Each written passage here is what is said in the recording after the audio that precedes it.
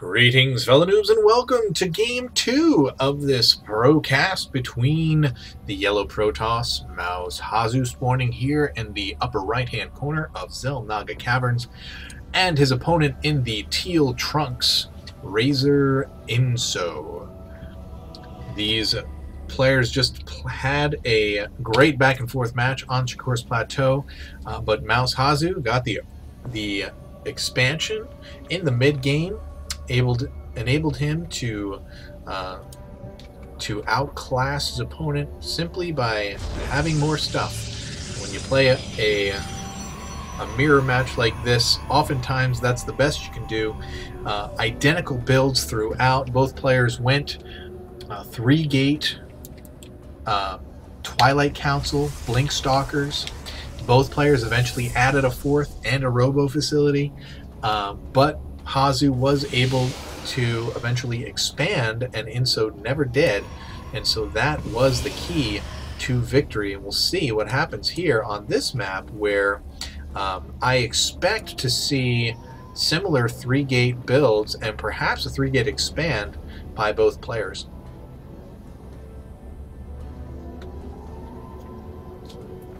mouzHasu has been around for quite some time. I remember seeing games being cast of his since the beta. Inso, however, seems to be, at least in my recollection, fairly newer on the scene. Not sure. I know the name Inso has been around the game for a while. Perhaps he played Brood War. But I haven't seen him in StarCraft 2 in quite some time. We see once again the obligatory early probe harass between these two players, and Hasu coming right back in for more. Not going to be deterred, not going to be put off by any means, though he could get trapped in there if he's not careful. Though I have seen a lot of players, what they're doing nowadays is sending in their worker into the mineral line so that the opponent will attempt to get a surround on the player, and then he'll click on a mineral patch and he'll just force right out, and he'll just leave the group and pull all of the workers then off the mineral line. It's actually a very good tactic to delay mining. And here we go. We have 4 gates for Inso, and only 2 thus far for Hasu. Interested to see. I don't know about you, other Protoss players out there, but PvP is like a bane. It's like the bane of my existence. I just never know what to do. I never know the best way to play it. Oh no, and there is the in-base pylon, a second one as well. Hasu pulling everything off the line in order to take those out. Inso's got a Zealot in his base as well, trying to distract from this pylon, trying to get everything in order. It's funny because I had this happen to me in a ladder game just yesterday, but it looks like Hasu was able to push it off, and now he also has 4 gates. So here we go, 4-gate versus 4-gate. Who is going to do it better? Inso has this pylon up near Hasu's base, so he's looking to even things up. What is going on? Hasu killing his own pylon. Oh, he had a trapped Zealot. I hate that. That is one of the worst things in the world. Luckily, he is not supply blocked himself, but now Inso's Zealots are in the base. Hasu warping in his own Zealots to counteract those. He does have more, is able to drive them out. But Inso now has a pylon in Hasu's base, and so is able to warp Zealots in directly on top of the ramp. And here, but now Hasu warping in for the surround, going to be able to keep these Zealots in place. Very, very good move by Hasu. Now taking out both of these pylons, and the probe getting chased out, going down to this tower to recuperate from this this utterly daunting experience. And here comes mouzHasu. A couple of zealots out here looking for the other pylon, going to find it, going to find these zealots as well. The zealots are going to run, and Inso's pylon is going to be taken down, and that is going to do it for this section of the harassment. Always difficult. It's always the hardest part about 4-gate versus 4-gate is once you get that forward pylon in your enemy's base, is being able to you're at a distinct disadvantage because you're playing on his turf. He can sit there macro and micro while you have to take your attention away from the immediate battle. But sentry's out for Inso and able to hold back these players. He's going to need more than 2, however, or he is going to be hurting mightily. Doesn't look like we have any more. Okay, we have another sentry coming in, but that's going to be it.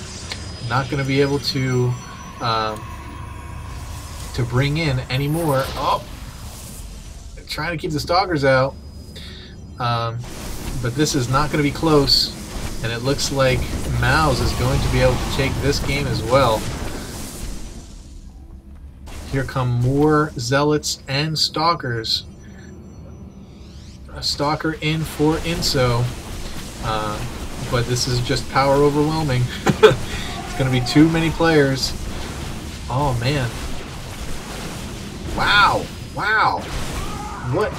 What just happened? Inso now having to kite these zealots, but it goes to show, just like I was saying before, it's much harder to fight in your enemy's base.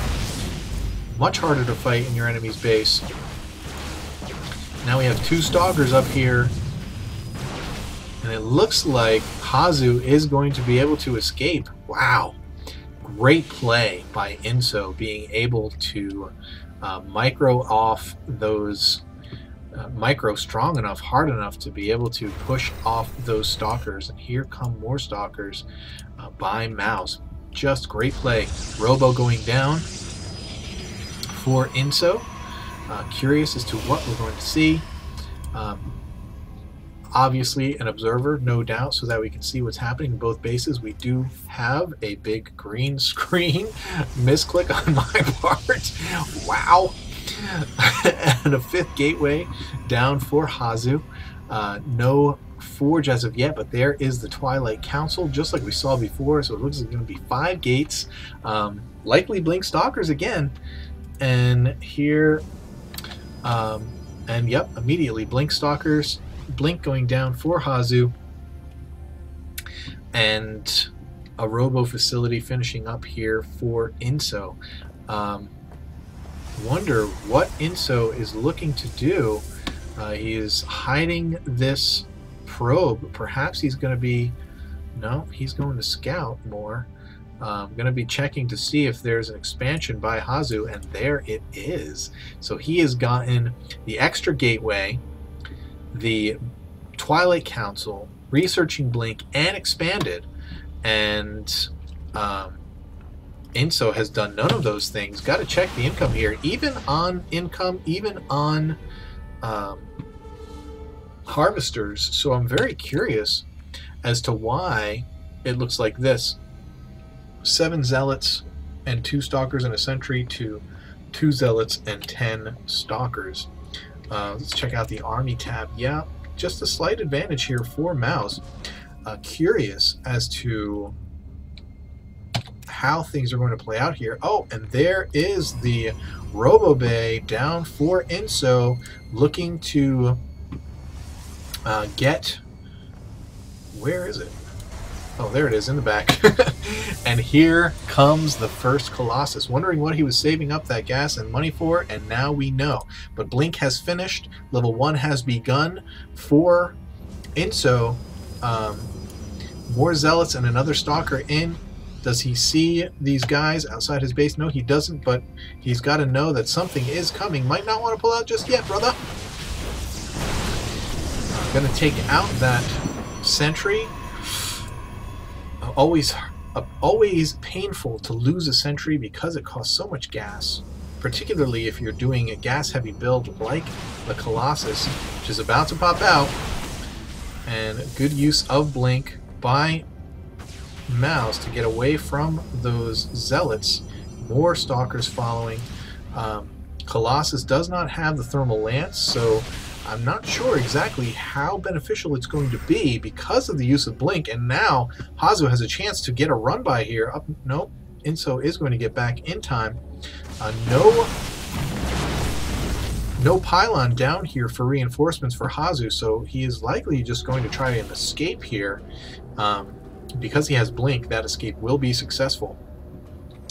And now we have Zealot Charge, ground weapons level 1 about to finish, as well as Charge for Hasu, expansion up and running, pylon going down for Inso, but once again it's the person who expands that's going to have the advantage, even though Inso appears to have a stronger force at the moment, even though